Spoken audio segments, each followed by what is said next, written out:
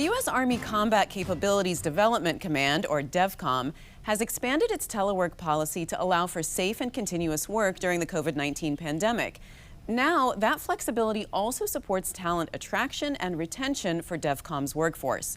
John Willison is the deputy to the commanding general of DEVCOM. John, welcome to the program. Welcome. Thank you very much for having us. So what were the challenges that you faced initially as you transitioned to telework in the early phases of the pandemic, and then as it continued to drag on? Right. So we've implemented a three-phase approach to future of work for us. The first phase, obviously, as everyone was reacting to the pandemic, taking care, ensuring the health of our employees, while also making sure that we're getting our mission done. We've moved on to the second phase, which is now more proactively providing flexibilities for our workforce. And then we'll move ultimately to adopting best practices. But in that, the challenges are the same that a lot of people face, managing a hybrid workforce, and again, balancing between ensuring the health of our employees while also making sure that we complete a very important mission. So you've said that you want to be very disciplined about how you do this, but not be prescriptive. What do you mean? Yes, we've got 15,000 government employees. Our total workforce, when you include our partners, is over 25,000. So we've got a range of different capabilities, a range of different competencies. So it's very difficult to prescribe a certain way to operate. And so what we've adopted is two fundamental principles that say work where and when you're most productive. And that's going to be situation dependent. That's going to be project dependent. And so we've had to provide a lot of flexibility to our leaders, to our managers, and to our employees to give them that flexibility, but also make sure they're getting done what they need to get done. And so we're prescriptive in the way that we're providing some very broad range guidance, but we are not telling people exactly how they've got to do this. But how are you creating more flexibility in your office? Can you give us a specific example? Sure. So again, we've told people work where and when you're most productive. So we have not told people when they've got to be in the office, where they've got to be, when they've got to work throughout the day. We've given them flexibility. And when we say them, we mean the combination of our supervisors and our employees. We've given them complete flexibility to figure out what works best for them. You know, for some people, there are people that we have that have not been in the office for a year and a half because they've been able to be most productive working remotely.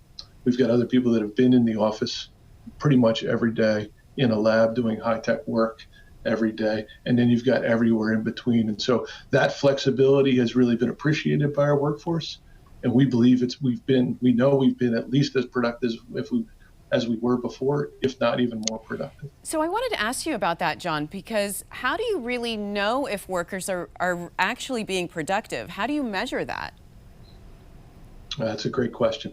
So one of the things that we've been doing is collecting data on productivity, and we will continue to do so throughout this pilot period. And so instead of measuring productivity historically, as some people would have by the hours put in or where people are working, we are, and we have been for a while, measuring productivity based on output. So for us, the research, development, and engineering that we do, what is the output of that work, and focusing on measuring output as opposed to measuring the behavior. So now, how do your goals, how do your initiatives really support the goals for diversity, equity, inclusion, accessibility? Because that's, of course, a big push for the administration. No, great question. And it was a priority for us before this, but adopting and embracing this future of work construct has really allowed us to even put that more at the forefront in a couple of ways. So first, providing the flexibility to talent that we're trying to attract, talent that we're trying to recruit, taking in some cases the work to the talent allows us to attract an even more diverse workforce by not having to say, you've got to be in this location 100% of the time. And so from a diversity perspective, we're in the innovation and problem solving business. And so we want diversity of thought, which comes from a diverse workforce. And so we've already seen the ability to attract people and talent that we weren't able to before because of the flexibility we're providing. And then for our existing workforce, we're able to give them the opportunity to work on projects, to work in different areas that they may have not been able to before because we we're more limited to location, as opposed to really being able to open up opportunities and really be fully inclusive and leverage the broad range of talent we have across the command, no matter where people are. And so we absolutely believe this will allow us to improve our diversity, equity, and inclusion profile, and really be truly inclusive, both for people we're trying to attract and then also for our existing workforce as they think about career development and where they want to go with their careers. So I wonder what lessons you've learned, John, from the Future of Work initiative and how you're planning to move forward now. Right. So a couple lessons learned, right? So, this is definitely a different way to operate. And so we know we've had to redefine what it means for leaders to be present. How do you engage employees? How do you manage a hybrid workforce? Right. So there's some important lessons learned that we continue to refine and continue to adopt best practices, and that will be the theme moving forward. We're giving our workforce, our teams, our organizations, it's 15,000 people across 100 different locations worldwide.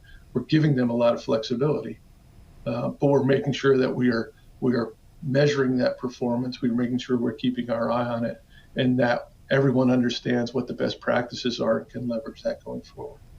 All right. Well, John, I appreciate you joining us. Thanks so much for being on the program. Thank you for the opportunity to talk about this important topic. Thank you.